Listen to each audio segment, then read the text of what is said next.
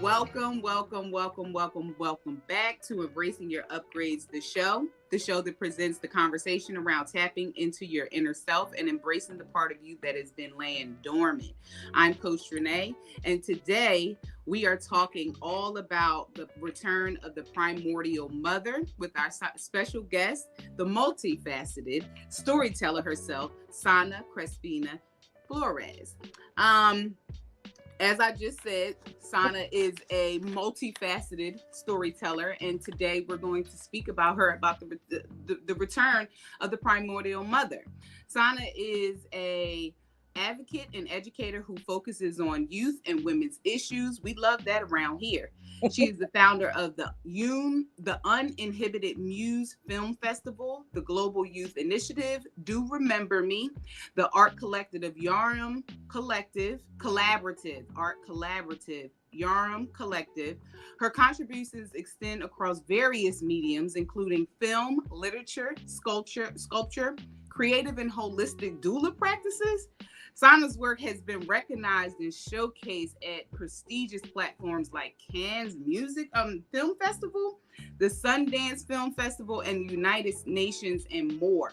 She has also made significant contributions to educational platforms, developing curricula for local organizations such as Village of Arts and Humanities, Yes Philly, and People's Emergency Center, and international organizations such as TED Ed, National Geographic, and the Hip Hop Education Center.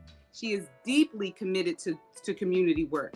Her storytelling explores themes of cultural heritage, traditional ritual, and the roles of women, with narratives that encourage reflection on personal and collective histories.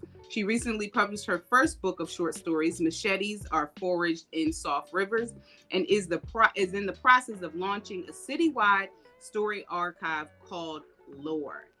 Ladies and gentlemen, Sana Crespini Flores. I'm so happy to be here. How are you, sweetheart? I'm good. How are you? I'm perfect. I'm perfect. You hear me like fumbling over the words, like I'm so excited. Now, mind you, I read this beforehand. That's okay. I'm excited to be here. But you know what happened when the record button come on? It's like, I almost don't want to do that. I just want to be like, hey girl, how you doing? Let's talk. You know what I mean? But that's how it should feel though. Yes. The excitement, the flow of it all, the flow out of it all. So let's get into this. Okay. How are you? I'm good. I have no complaints today. Okay. So I want you to tell the ladies and the people who will be listening to this more about yourself. And how you got to all of these like accolades. Like, who is Sana? Like, where did this come from?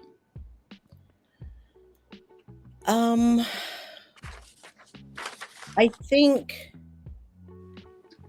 so. I've always been a storyteller. I've always been observant. I've always listened to not just people, but the sights and sounds around us have a story too. So when threading that all together, you end up with a clearer picture of where you're at, the community that you're in, those that have come before you. It's those quiet places that don't have sound that I enjoy the most, because those have the deepest stories. It's like when people tell you to walk on the ground barefoot, and the earth speaks to you, or the 8 minutes it takes for the sun to reach your skin, and all that memory that has elapsed that is carried through, constellations to reach you. That's where my artistry lies, in archiving that, in making sure that wherever we leave our shoes at the side of the road, people will know that's where we flew from. That's where, we expanded as an individual, as a community, as a people. I think that's really important. I hope that answered your question. Now, listen, this is exactly why I said that the name of your episode was going to be The Rise of the Primordial Mother, because the way you speak, I just recently met you, and I feel, when you speak, it feels like a mother's hand on the back of your back. It's Oh, very, that's it's very soft and warm. It feels, yeah, that's one of the things that I've always remembered about my mom. Her hands were always so warm, and your voice is a version of that, is a physical manifestation of that, and you can feel the vibratory frequency literally entering into the field, and how you Well, see, just I got that from my mother. My mother gave me this amazing lesson that there were quite a few, but this one is the one that resonates with me as far as the work that I do. Is that mm-hmm, there's a way to say everything. mm-hmm, So if I'm screaming at the top of my lungs, I'm not going to be received. If I am being disrespectful, slightful, not, if I'm being outside of myself to communicate who I am, where the soft place that is curious, the soft place that is vulnerable in the exchange of information, then how am I being of service? mm-hmm, I can armor up in the situations that call for it, but in unfolding, and you expect other people to unfold with you or towards you, right? mm-hmm, Then you can't come with the end of the machete. You got to come with the flat edge. mm-hmm, The side that's built for harvest, not the side that's built for carving away. mm-hmm. So Mm-hmm. Okay, so when we spoke about the name of this episode, you said that you like to see the word primordial more as primordial. yeah. Can you kind of explain that to me? So there was a time when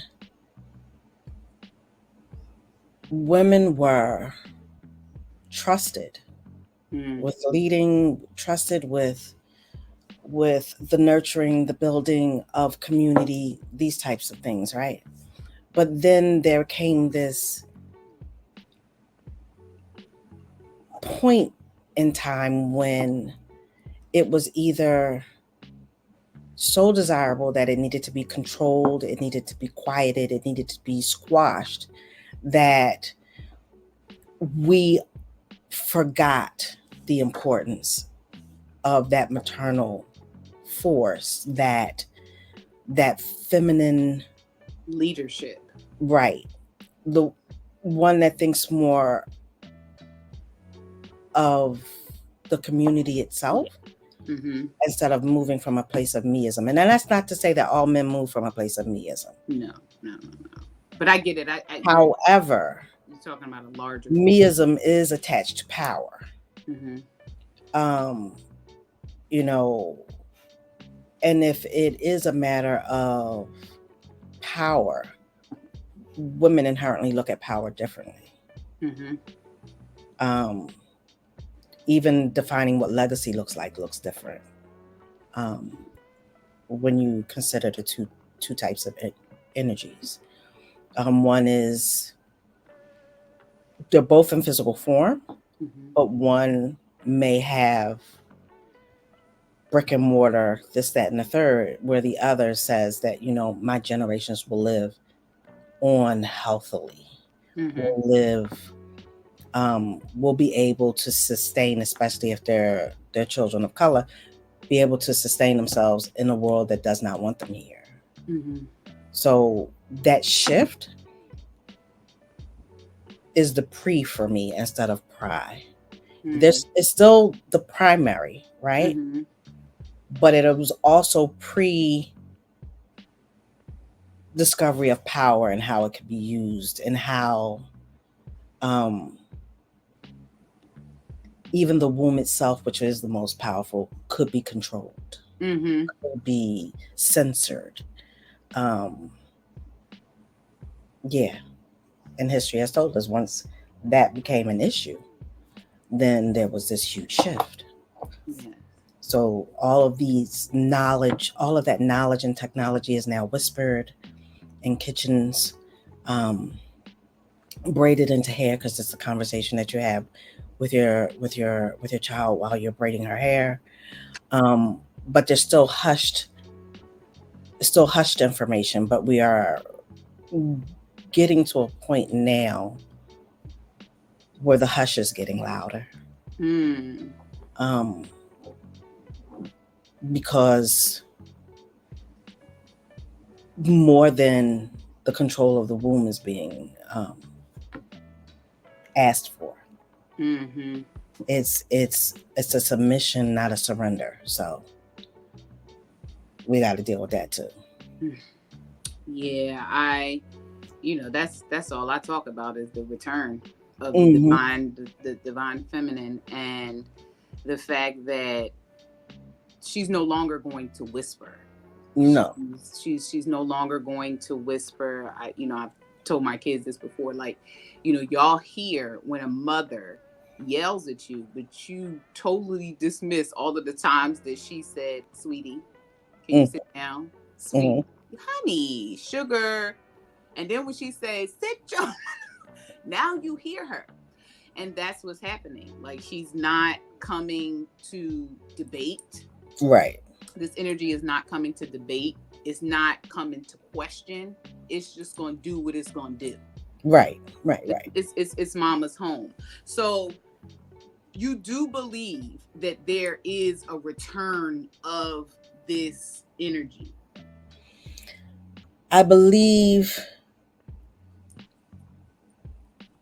more so than a return, an awakening. Awakening. Yeah. Like Say there that. are things that lie dormant in DNA. There Mm-hmm. are things that lie dormant in the in the cosmos. Things Yeah. that we don't have a full understanding of. Yeah. I do see it in the way that like the way that the earth itself is. Changing. The pandemic was really really interesting because things that were dormant and thought to be almost extinct started to thrive. Mm-hmm. um, People were healing in a different way. Community looked different because people really started to have to go back to the old school block of relying on your neighbor literally. Mm-hmm. um, so yeah, there's a mass awakening because it's not just um, it's because it's also interesting too that people are moving from traditional religions into to rigid religions and theories and ideologies that predated conventional religions now, right? Mm-hmm. And with them moving in that direction, it's very very interesting how the conversations are more so about, I want to say survival, but there's a better word for it than survival. um, okay, so instead of surviving, people want to literally rebirth themselves. Like, this is who I am, and totally unfolding and blooming. And what does that look like? Mm-hmm. Because now it looks like a different, the legacy looks different. It's not so much the brick and mortar. It's not so much the car. It's not so much the X amount of dollars in the bank. Don't get me wrong. People are still doing that, Yeah. but how they're going about it is different, Mm-hmm. right? So now you have more people who are enterprising. You have more people who are learning to go back to working within their communities as opposed to I've made it, I'm outside my community. And this is where I start to build. And there's that emptiness because you don't have the community that got you that far anymore. So now Mm-hmm. people are returning to that. And it's it's just very, very interesting because now legacy is now also communal. It's not Mm-hmm. just an individual thing. Right. So with that, that's like a mother, like Mother Shoe and her brood. She had all those children and they all learned to work together and build for that house. So here we are now learning to do that with chosen family, not Yeah. necessarily biological family. Mm-hmm. It sounds like a foundation is being rebuilt.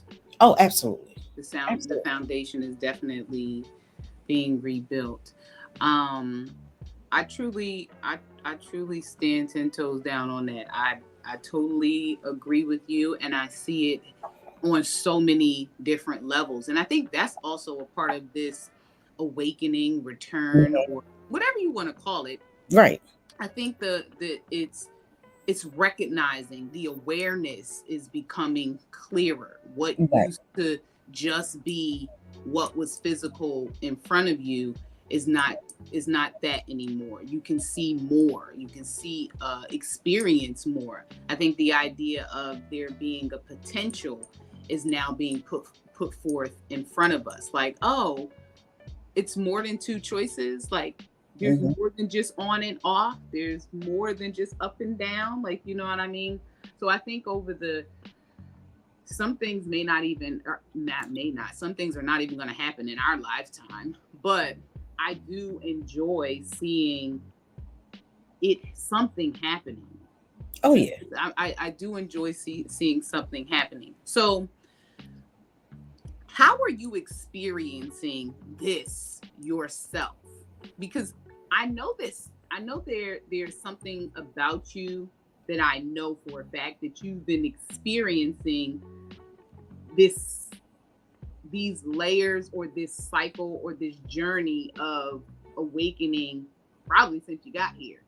Um, probably since you got here, but I know probably you became more masterful of it as time went on. So how are you experiencing this? So it's interesting that you asked me that because I have this thing about the word surrender. Mm, And for me, it became okay. So, you know how it's so easy to deny so many things about yourself just so you can move forward. mm-hmm, But then that chosen family starts to point out what you are leaving in boxes and that you're doing it intentionally. And then you have to surrender to the notion that you may be a little bit more than this. And then you go to explore it. And then there's this whole process of unlearning myths, um, unlearning ways to become invisible, mm, unlearning ways to keep using the excuse that this is just what you know how to do, mm, right? mm, Because people who you've chosen to be in your life have called you on your stuff.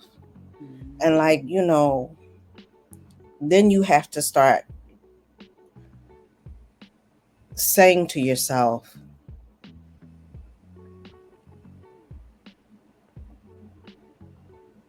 why am I so comfortable in this space where I'm invisible, where all of these things are going on, and having to reckon with the fact that none of it had to do with you personally. mm, So then you ask yourself, what were you escaping from. Like you become this amazing form of Houdini in life, right? Mm-hmm. But the trick is over. The mirage is done. The illusion has, you know, disappeared, and you are still left there with all of the gifts, the talents, the the work still to be done, because it sits like a haunting because you hear it. Like for me as a storyteller, I'll sit someplace and be just observing, and someone will start talking to me, right? Mm-hmm. And telling me the story and demanding my attention. And it doesn't have to be okay. The most interesting part is when your mind starts making stories for people, right? Yeah. And starts creating this history and how they got there, why they're at this particular location at this particular time. But then I started realizing that it wasn't necessarily the person who was talking to me. It could have been the memory of that space Mm-hmm. and the memory in that space Mm-hmm. that needed to be recorded, right? Mm-hmm. So for me, that's how those stories come to life, Mm-hmm. right? Like currently, this woman named Delphine has been telling me a story since I last had a conversation with one of my chosen family, right? And I've been ignoring her for a couple of days, but she's getting louder and manifesting and all of this. So I know I'm gonna have to take time down to write her story. And it's a bomb story, but having to trust that Mm-hmm. and know that that's a memory from a space that may not be tangible in any other way. It's like all we know, we have all of these important foundational women that have been recorded in history, right? Mm-hmm. We have pictures of in our house who we say thank you to, pay homage, all of those things. But what about the one who's sitting next to you that might have said the kind word to you that completely saved your day? Yeah. Yeah. Or the one who offered you something and you didn't even know you needed it? Mm-hmm. And those stories are important too, and those stories need to be recorded. So in recording them and archiving them, for me, doing semi biographical, sorry about my pooch, No worries. fiction, Mm-hmm. and then fictionalizing it so that there's a place for everybody else who feels connected to that story because it's part of their story, part of their journey, or someone they know, those types of things. um I know that's what I'm supposed to do. I know those voices aren't whispering for no reason. It's like when I go to the woods, I think all trees are women with their hands raised to the heavens, birthing and constantly birthing and enduring and being beautiful in the most amazing ways. And they have their own song, they have their own way of communicating with each other. And I'm like, yeah, we know how to do that too. We just have to remember. Mm. We just have to remember. Um, a part of this awakening is just the way you just explained that is it goes so many layers. It's so many layers. It's the like you said, the woman, the story that plays in your head. I feel like, growing up, I was made to believe that there was make believe. Like, you know what I mean? Mm-hmm, mm-hmm. And now I'm getting more in contact with make believe can be called so many things. It could be living delusional, it could be manifesting, it can be imagination, it could be just so many things that could arise to the physical world. Right. But the way you explain that It's it's why I said this episode was about primordial. Like, why would you dig down to the mycelium Right. underneath our deep in the earth, string theory, communication, what's that thing called? Switchboard, Mm. pull out what people will call a character, and you told them it was a character because you said it was a fiction book.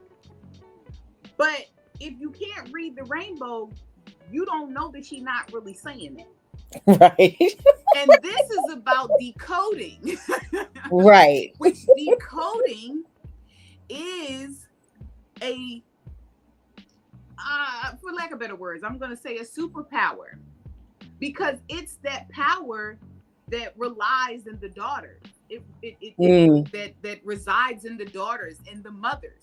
Because I don't think people understand I don't think people understand that our first language was not verbal. Oh, absolutely. It was not verbal. We were not talking to flowers and trees like this. We weren't doing that. When your mother comes into a room and looks at you, there are many things that she could be saying, but you pick the right one for what she's saying to you.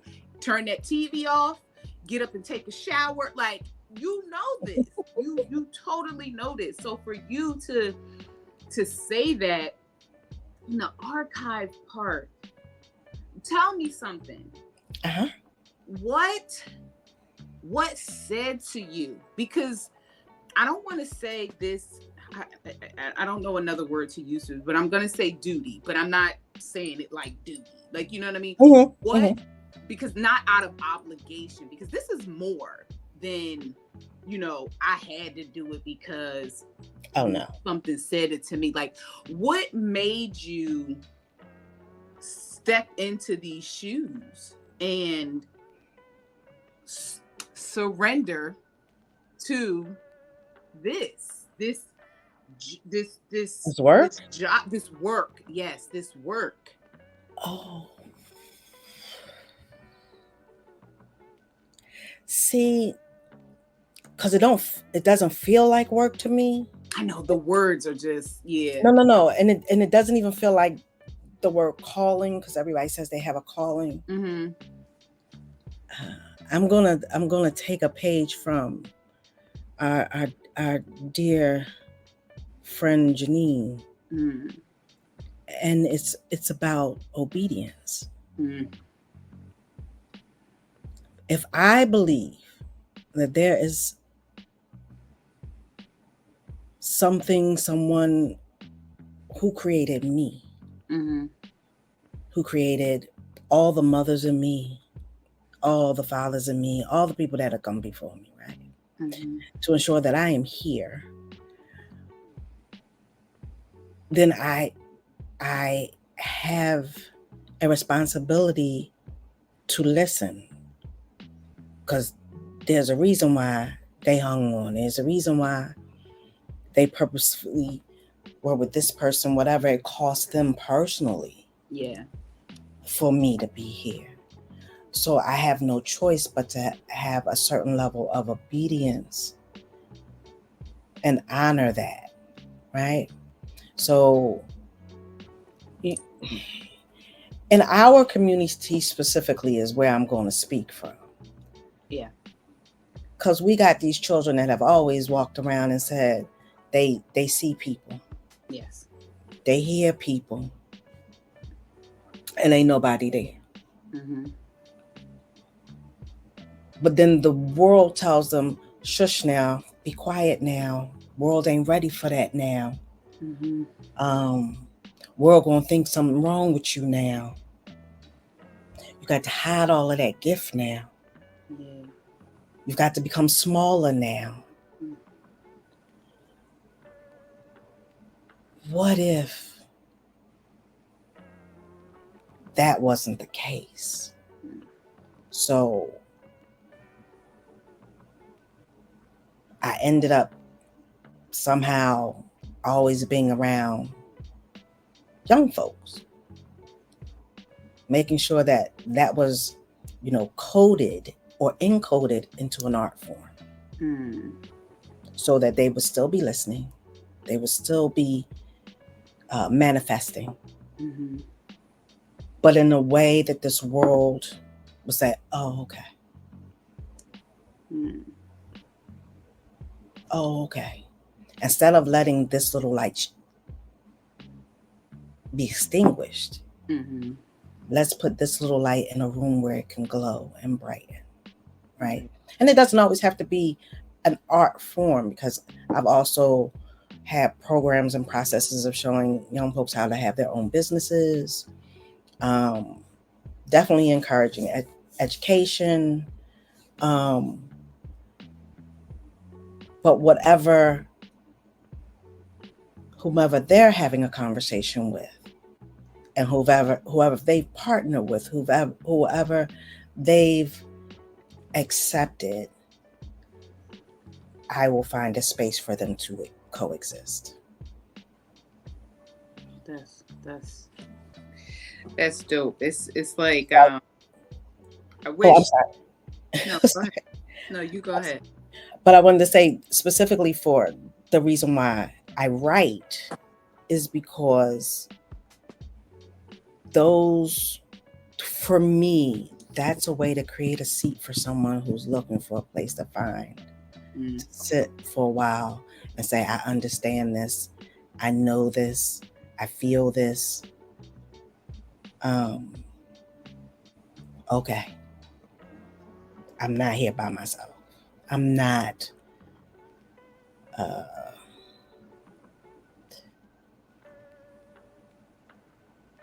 I'm uniquely connected in this way. Like there is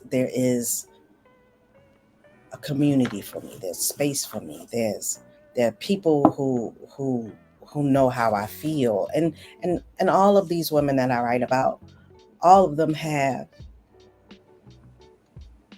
either been, physically in my life, or have been an ancestor who's talking through one of these young folks, or talking through one of my elders. Mm-hmm. And what I mean by talking through, suddenly they'll just decide to tell me the story. Mm. You know what I mean? And not realizing that the story, because we are wonderful storytellers as a people, right? Yeah. And all of our stories are either parable, or you know, um, the ones that have the lessons and the tales, the moral stories. All of our stories, even the ones that make us cackle, when you get to the end, there's some knowledge in that. There's a jewel in that. And we stop listening. We, for some reason, I know why we stopped listening. We talked about why we stopped listening personally. Yeah. Because that still made us too unacceptable in a world that already had every reason, made up every excuse, every reason for us not to be humanized, right? So why would you add this to it? Why don't you make this quiet too? But now, when we are at this place where our stories, our actual history is being rewritten, Mm-hmm. because we don't own the pen, it is vitally important to be able to encode and decode our stories, our history. Yes. Man, if only you was the lady at the library that read the book to the kids, man. Them kids would have been, them seeds would have been sowed. And some months later, mama would have been like, I don't know who my child is. They changed ever since they came from the library and the lady was reading them the books. Your voice is so melodious. It's so, I feel like I'm being told my history. I just said this a couple days ago. Like, I've been crying a lot lately. A lot of releasing, a lot of Things are becoming very clear to me. Um, just a lot, and I realize yet again, because you know how realizations come, but then it's layers to that as well. Right. So many layers to just realizing that the way I was brought up or raised or reared was not ideal. You know what I mean? Hmm. But I now understand how all of that got me here, and Oh, how absolutely. all of those things that I had to heal from, or become aware of, or play out as what we would call an adult. Hmm. Like, oh, now it all made sense. Like Right. now it all makes so much sense. And I think it makes even more sense because my mother's gone. So Mm. she now decodes some of her actions Hmm. through telling me how she felt in those times, but Right. not telling me verbally. Like There's I a can feel whole it. there's a whole book written about remembering our mother's memories. Yeah. And it is so dope. I'm gonna send you some stuff when we're done, Oh, okay. Yeah, yeah, yeah, yeah. because that's also the basis of my work. Because sadly, it takes for our mothers to pass Hmm. to understand her, Hmm. her life, what she successfully hid from us to survive, Yeah. what was instilled in her, what she thought she needed to protect us, especially if you were one of those children that showed that gift. Mm. You know, beat it out of you, scare it out of you. There's so many other All ways, the things. Yeah. right? Um, pimp it like a butterfly. That's been done too. Hmm. Oh. But I say all that to say it's funny how all of a sudden that relationship becomes different, looks Hmm. different, feels different. It's it's so funny how mourning turns into discovery. Mourning, Yeah. yeah, instead of you mourning your mother, you are finding her humanness. Yeah. And it's so very interesting because it also gives you a blueprint and how to handle yours, especially those things we didn't think that we inherited, Yeah. you Definitely. know. Definitely. I'm thinking about this. My mom died in 2020, and one day I was meditating, and I was just like, I felt the need to be more than what I was. Just like you said in the beginning, what you said in the beginning was so wild. And that's why these conversations are so important, because we need to become aware of how many layers we've laid on top of ourselves to make ourselves small.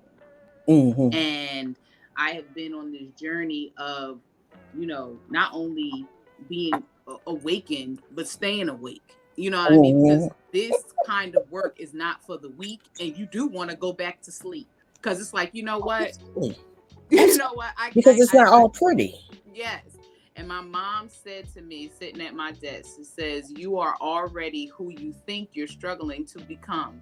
Be gentle with yourself during this process." And I wrote mom on it. It was in 2022.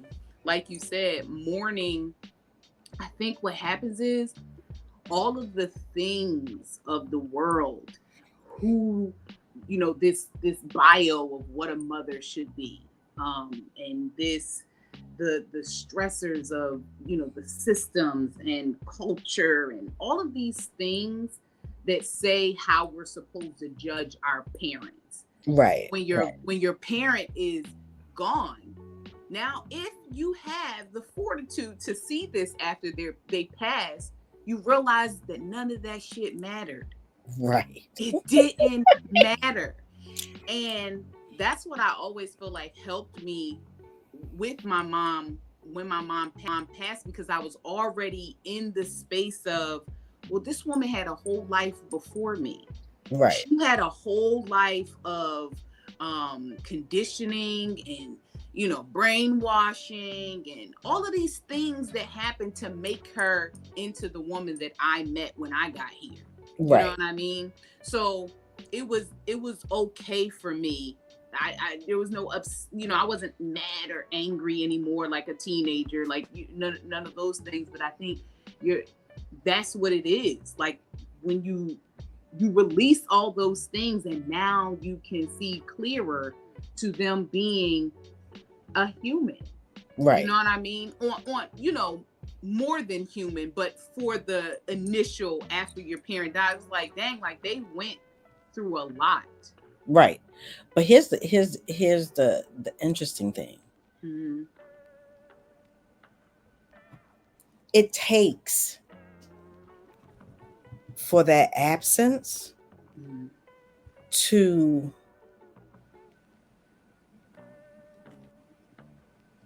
heal your longing. My longing, my mother passed away in 2002.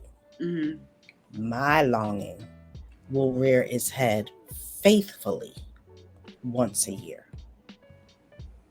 Faithfully. Mm-hmm. And I've learned to not run from it, but to sit and have a cup of tea with it, because it's okay to long. Because I notice when you ignore your longing, it becomes something dangerous. It becomes a hunger that grows teeth. And if you aren't getting that here in this space, be it a spiritual space, a physical space, you're going to displace that Mm-hmm. and put it somewhere it doesn't belong. And you can set yourself back. You can cause another person harm. So many other things negatively comes from that one piece of uh, uh, fruit you nurtured that shouldn't have been. Mm. Right? I feel that. So in those moments of longing to speak to her, to get a message in a bottle, whatever, right? I feel like it's okay to be angry. It's okay to cry. It's okay to literally say out loud how you actually feel, because putting it someplace else is going to bite you in the behind, and it's also going to mess with the connection that you and your mother have, especially in this remembering and her retelling you what um, she should be talking to you about, Mm-hmm. where she should be guiding you, right? Mm-hmm. And it's funny because my mother was always quiet with me, so I carried a whole bunch of messy stuff. And then I met someone who had said something, and I knew it couldn't be anybody but her. You know what I mean? Mm-hmm. And it kind of like changed the trajectory of my morning to discovery and into appreciation and into gratitude. Yeah. Yeah. Wow. Um. Yeah, I'm gonna have to. As soon as we end this, I have to tell you what was just said to me. But Okay. I totally get that. I totally get that, because that's I've been feeling, you know, I have this thing that I'm doing the first time I'm doing it, and it's giving, I want my parents. Where are my Mm-hmm. parents? I want my parents. My dad died when I was 10 months. So I actually didn't get to know him Right. until I channeled him through Evelyn Champagne. It was his favorite song. Encore was his favorite song. My mom told And he was gonna tell you about roller skating to her me. Yo, that's so funny. all over the city. Me and them roller skates. I had an experience. I told y'all, like, you know, I have visions, all of those types of things like that. I was listening to that song, and I do it in my basement because it's really dark down there. Just light a candle, maybe an incense, try to channel their era. Mm-hmm. My dad took me to what looked to be like a, you know, like a little hole in the wall, like a speakeasy or something. It had a dance floor and it had a bar, and took me to a whole memory of my mom and him dancing. They were young. It was like Really? the people that come. What's that movie where the Christmas past and Christmas also, and they take you to Uh-huh. some place? That's how it was. This energy took me there. There was, you know, there was no physical, but it took me to this setting, and they were just a bopping, and you know, Having a good time. just tearing the floor up. And my mom was young. I was like, okay, okay. But let me get back on track here. Let me get back on track. Like I'm acting like we on the phone. That's okay. That's how I'm supposed to feel. So the importance of you being you archiving this. Tell me how important it is for women to share, because I know we were talking about women not sharing enough. And what are the depths of that sharing? How can we get women to get off the surface?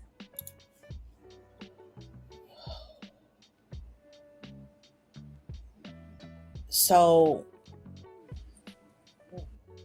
in order for that to happen within our community, right, there needs to be more spaces where women can just be soft and not feel like they have to share it with someone that doesn't look like us.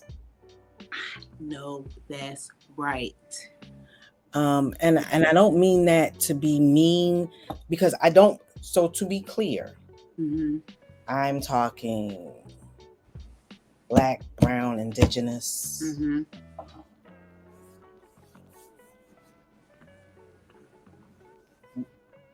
Because there's a unique through thread within these communities. That's one. Yes. Two, we tend to armor up when people who don't look like us are in the room. Yeah. Three, we have got to go back to the kitchen table. I'm sorry. Kitchen table, back porch. Yeah. Pull the conversation back into a room. A room. Not multi rooms, not multiverses. Yes. Just a room. Because I think one of the things is we've disconnected ourselves from the idea of community when trying to fit into a society that says there can only be one of us at a time. Absolutely. So what does that look like then? If there can only be one of us at a time, you are creating this vacuum. There is no air. There is no place for something to grow. But then if you come into community, and the reason why I say the kitchen table was because we do so well when everybody's got their hands snapping peas, shucking corn, and we just talking. You know, got a great playlist in the back, and it just starts to flow. I'm just being serious. Absolutely. And it ain't nothing because it like starts to flow, because then one of the women will 9 times out of 10 be somebody who knows an avenue for education because somebody's child, somebody will know how to make a home remedy for this. Somebody got a good recipe that'll get you through a 30-minute meal and your kids will still be happy. Yeah. But then once that happens, then we go a little bit deeper, the next layer. Yeah. Sister, how's your spirit? Uh-huh. You know, Yeah. is your heart heavy? Yeah. You know what I mean? Then we go another level deeper because then we start to trust. Well, we really got to go back to the old way up. We got 12 women here that meet religiously for Yeah. this. This is our community. Because what these 12 take, these 12 go out and hit another 12. Because Yeah. they going to share. Yeah. Because somebody going to call and say, my baby got a runny nose and I need to know how to do it because I ain't got time to go over to the CVS or the Rite Aid. And then it'll be, go ahead, look in your cabinet, get some time. I know you got some lemon juice, even if it's in a bottle. I'm about to show you how to do this so this baby be all right. Mm-hmm. Or the onions and the socks. Yeah. Those type of things which aren't being passed on. Something as simple as onions and the socks aren't being passed on to break a fever.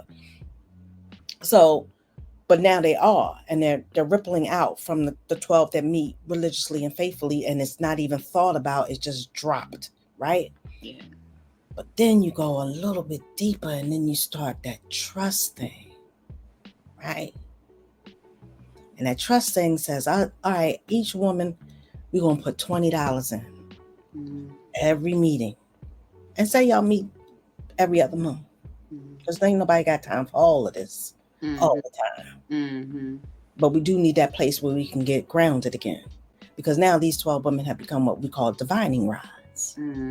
Put them in the space of the earth. Oh, I like that, divining rods. And things will come to the community that they have planted themselves in. Right? Because they're sharing this knowledge and all of these things. But then, because she's a part of the 10, the 12, the 6, however many women you get together, right? They start going back into their communities and become divining rods because they start to spread it out. Yeah. My mother used to give this event called From Chillings to Champagne. We used to have it at her house. She'd have poets, singers, painters, people who worked in the government, both federal and city, and factory workers to professors. The gambit, all women, all bringing a pot. She did a majority of the cooking, but if you had a specialty, like some people make that dump cake and it's a wrap. Got that one that make them greens that make your toes curl. We let the sister do what she do. But then we would all converge. There would be a sharing of the poetry, sharing of, well, sister, you need to apply for this right here. Well, we got these jobs down here open. And it had gotten to the point where it outgrew my mother's house, where we needed to start renting a venue. And I think because I came from a woman who did this, who came from a woman who did this, who came from a woman who did this, I had no choice but to be obedient. But then I started looking around and you have all of these different women being different forms of cultural workers within our community. But like I said, it wasn't getting passed down because we are being taught to trim the fat. Trim the fat of our community. Like, this don't work no more. How you know it don't work no more? Just because it don't fit into this frame don't mean it don't work no more. Maybe we need to build a bigger frame. Right. As to what we look like. Yeah. And how we look. But it seems like the frame is getting narrower and narrower and narrower to fit preconceived notions and stereotypes. We used to have this huge frame, frame, but it keeps getting narrow. And I think if we have these places where women can be soft and vulnerable, and now imagine with the $20. Oh, snap. I done ran into a situation, tried to get my baby in this program, and now I don't have enough money to do this. You got these women who had this money in the tuck for you. You know what I mean? Yeah. Now we're not only sharing a knowledge that has been handed down. Now we're sharing a bank. Mm. And now That's, somebody got a skill suddenly that's investable.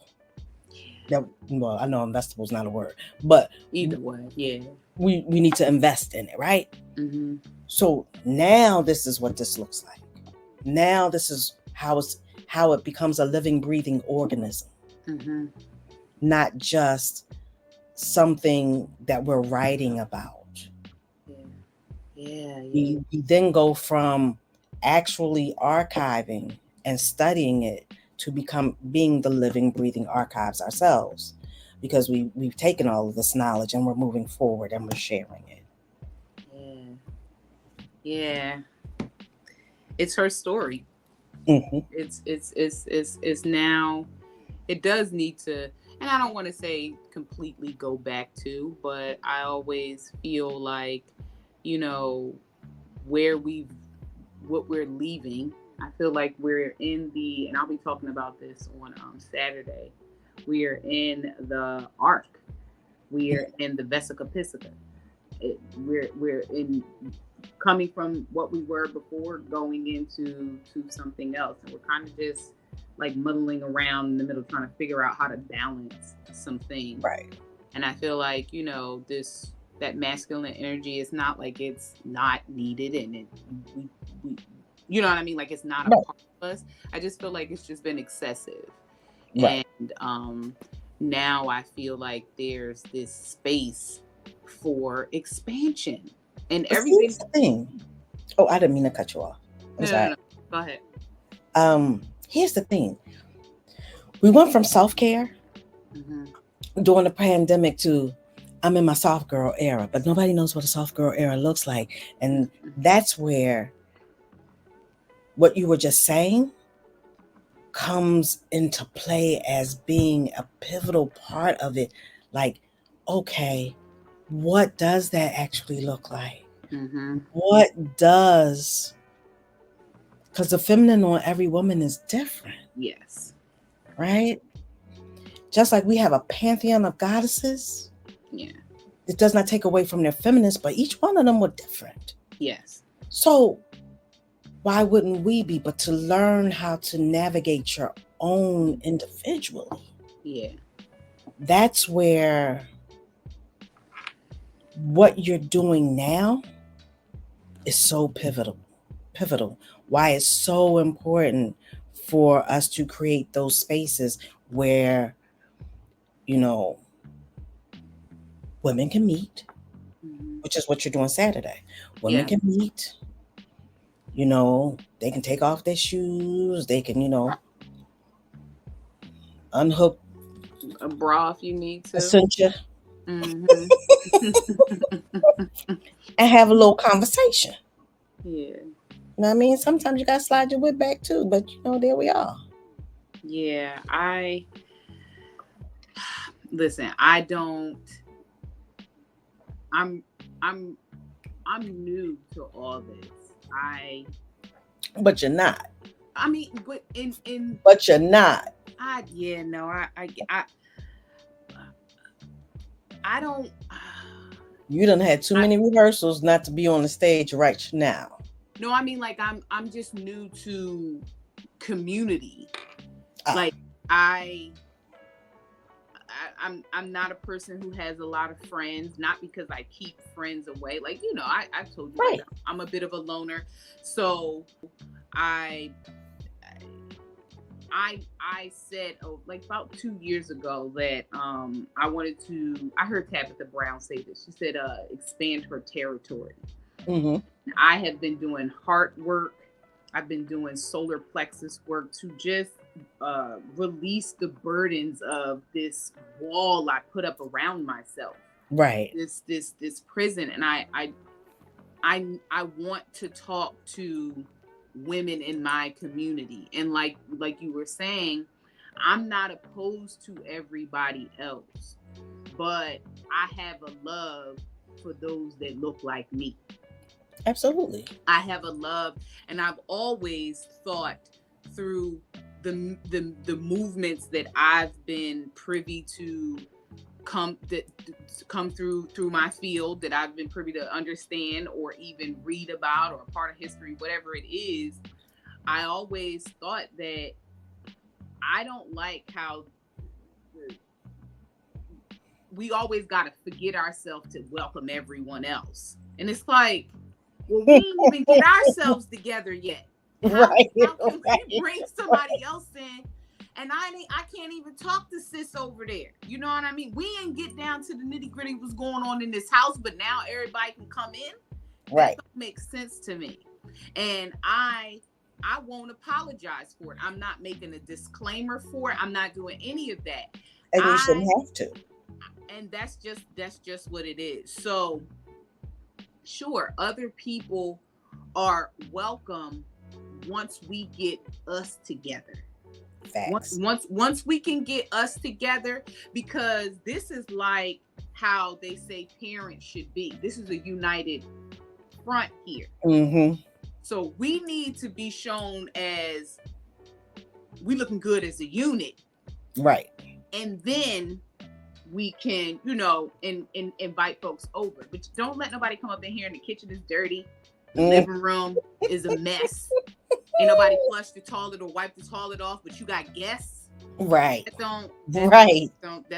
don't work for me. So I love this work. Like I love this work. My favorite I don't know what did you call these? When they're small, I tend to call things poems. But from your book, my favorite is Water. My favorite is Water. And I read this like 5 times. Like, what? Man, you have a way with words. And the thing is so interesting is your presence and your voice is so impactful that when I read it, I hear you. Like I literally hear you, like that wonderful evening we all shared in Maryland. Right. I hear the softness. That's what I hear. But so why do you like Water so much? I'm always curious why someone likes a certain thing in the book. Because when I read it, it feels like multiple things. I'm very into multidimensionality. Like I'm reading about water, but she could be talking about the ocean. She could be talking about amniotic fluid. Mm-hmm. Do you understand what I'm saying? Yeah. I like the name of the book. When you hear machete, it's not kind.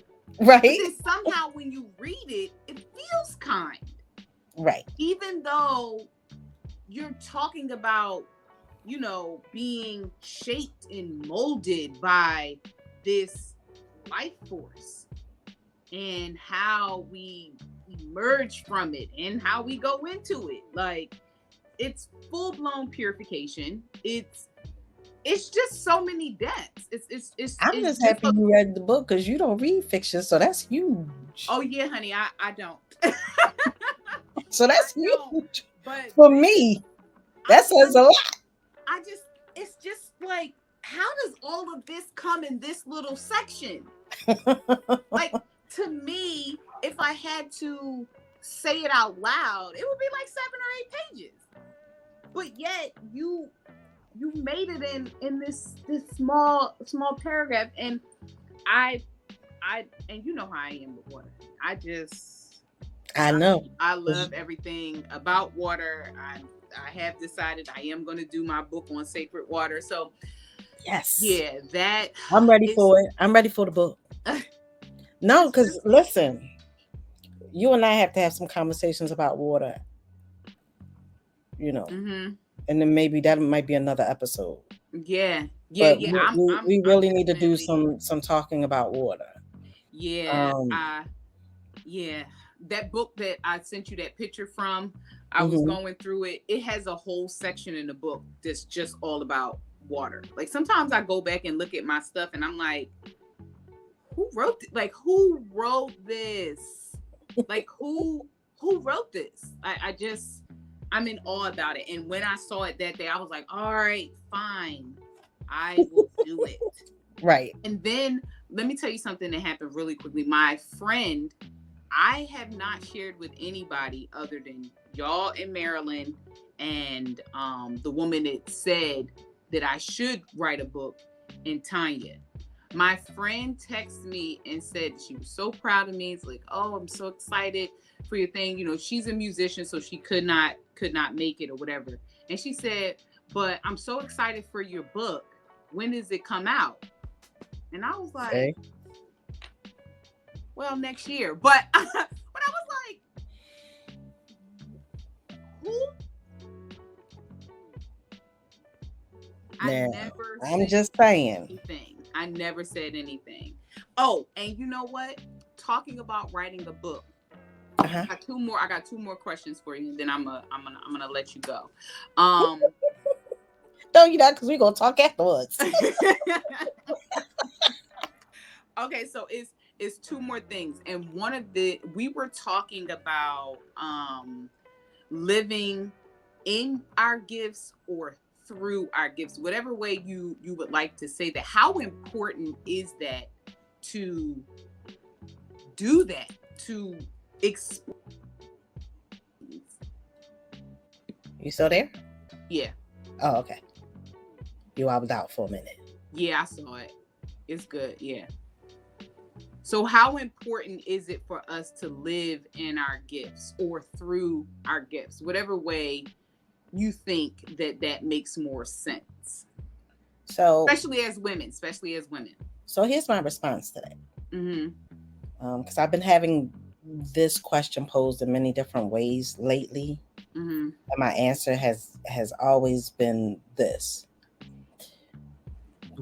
we have been given this notion and this idea, especially Black folk, that we are supposed to suffer this whole life, Mm-hmm. and that joy will be on the other side.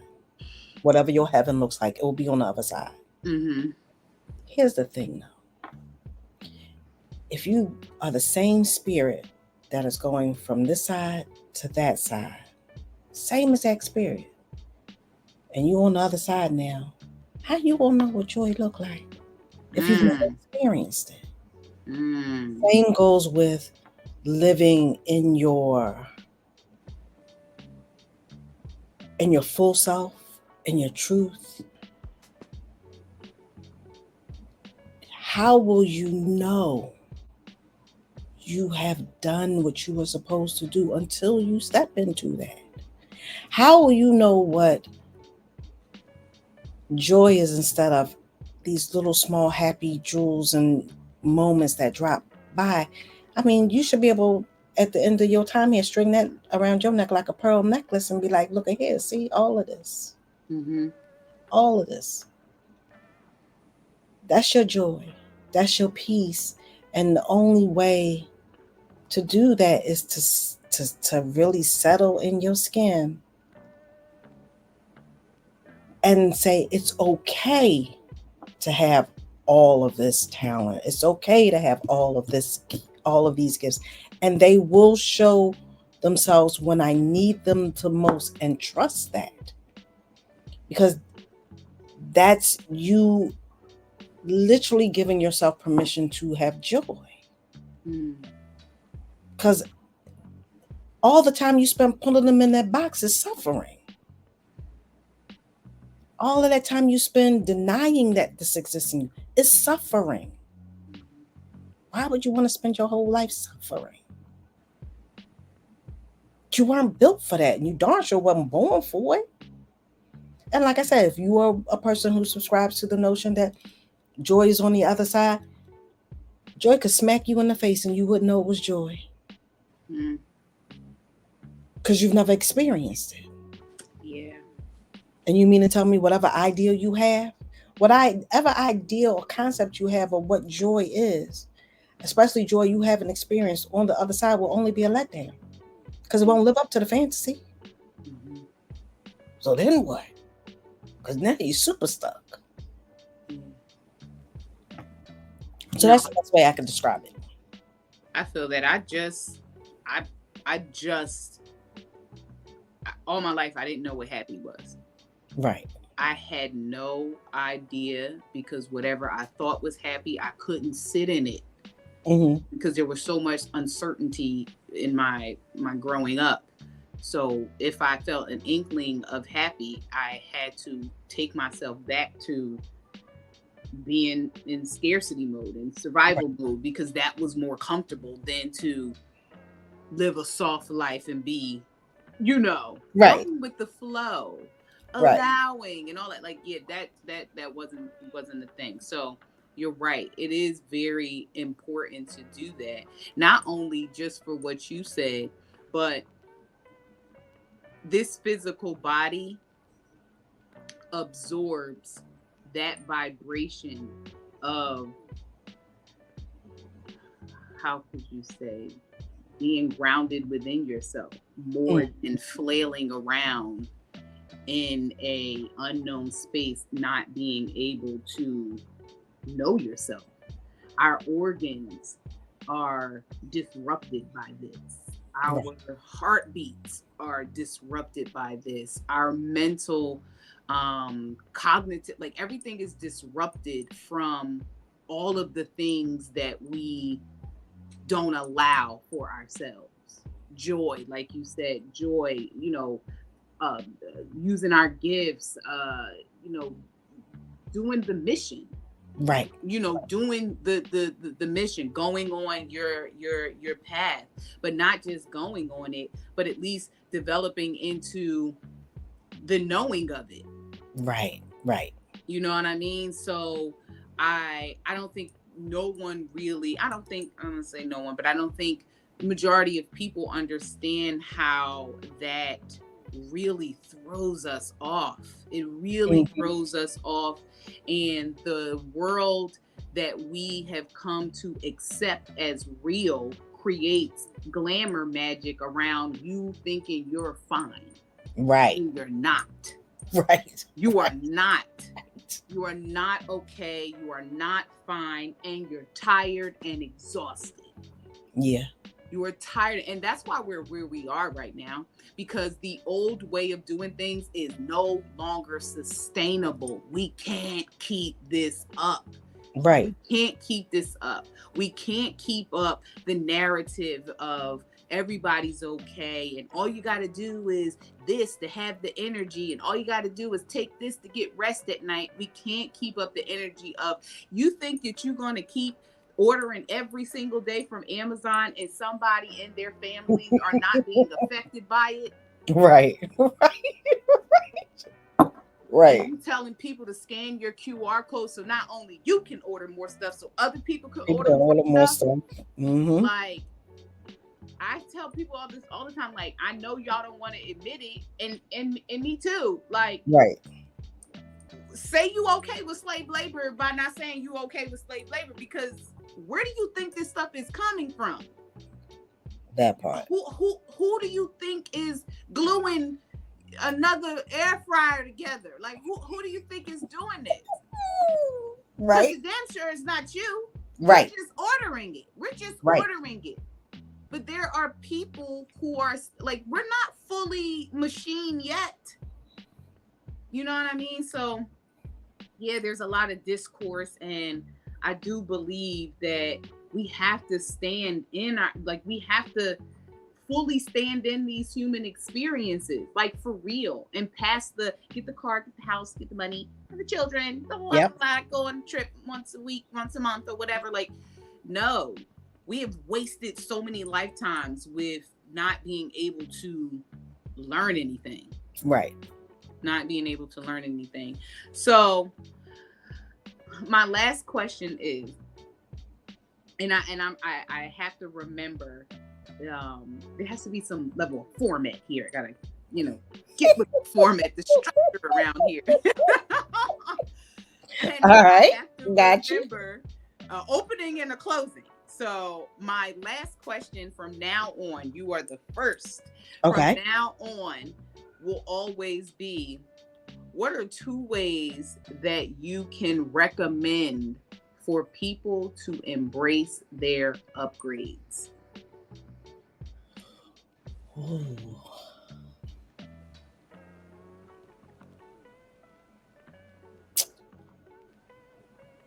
I think my two ways would be one, get a book specifically for recording all your transmissions and downloads. And two, invite what lives in your DNA to come and have a seat with you, have a cup of tea with you, like and really listen. Your body will talk to you. All that's in your body will talk to you. Because that's the only way you're gonna know. You're gonna have to record it yourself. Your hand to paper. That's a contract in itself between you, your creator, and all that's come before you and all that will come. Right. Mm-hmm. But then to sit and actively listen in a quiet room, right? That makes you physically engage. That makes you spiritually engage with all that's come before you, all that will come, all that resides in you at that particular moment, and how to make them all come together at the table on your behalf. So, yeah, those would be my two things. And that is exactly why this is called embracing your upgrades. Because these gems have been left out of the story. Mm-hmm. We disconnected. And not only did we unplug, I'm talking about on a mass scale. I'm not saying everybody, but not only did we unplug, we cut the cord. Oh yeah. Not realizing that it's invisible and it cannot be, but we turned our backs on ourselves. Mm-hmm. We turned our backs on ourselves. And I have this thing on, some videos. I say, introduce yourself to your aliens. Introduce yourself to your aliens. Those things that live inside of you, those voices, those images. Right. Images that live inside of you, of all the seas of emotion, of all the emotions in the sea, of all the images in the sea, of all the thoughts in the sea. Those that came to you came to you. Right. You know what I mean? And I feel like embracing your upgrades allows people to fully get back into communication, like with themselves, with that primordial mother, with that stuff that happens in the womb. The stuff Right. that happens in the womb, like all of the things that come together, the 3D print a kid, Right. a whole child. That's not just what's in that woman. Right. She literally holds the blueprint on how to make a baby. Yep. Like, and that comes with all the information from what you believe is the world, this world, and many others. Mm-hmm. And many, many others. And you represent a direct line. You are a portal. You are a force of nature. You are a storm. You embody all the parts of that. And I see that and I feel that with you. And I'm so excited to get to know you more, to get to know your work more, to show up to your events more, to see you in action, because this was not a coincidence. The meeting was, I know that's not how it was. And I'm just so very excited. I thank you so much, so much for sitting down to talk to me, taking some time out of your day to do so. But you do realize that the universe conspired and we are now chosen family. Yes, you so keep there's saying that part. like, girl, you family now. You family now. But before we go, I do want people to know that this is where you need to be. I don't. Can you get that? You got that? I don't know Mm-hmm. where oh, there we go. There we go. There's a little screenshot moment. Now, I personally know Sana, so mine is autographed. You know what I'm saying? You're gonna have to figure that out on your own. But I do believe there are physical copies at Ida's and Harriet's. Harriet's bookstore Mm. in Philadelphia. I always talk to the people that it might be two people that watch it this time, 45 and maybe 100. I don't know. But I am now in a place of believing in the potential and the possibility and the vastness of anything. So, for those of you who do not live in the Philadelphia, Delaware, Jersey area, you will have to go online. Is there a way for them to get so just give all your contacts, whatever way you want to be Oh, contacted, social media, websites, or anything like that. they can contact me at Yarum Collective on Instagram, Mm, or you can go to yarumcollective.com okay. and you can find me in all the things that I enjoy doing. And I will put all of that stuff in the description box below. But this will not be the last time that you see Oh, her absolutely on not. this channel. But for now, we have to go. So once again, thank you so much for Thank coming and you. sitting down and having a little session with you. I want to the next one we can get deeper. We can go, with the water. We can go further. But this was beautiful. This is something to put in the archives, something to definitely put in the archives. So I will see you guys on the next episode. I am Jackie Renee, the girl who talks to herself so she can talk to you. And I will see you next time. Thank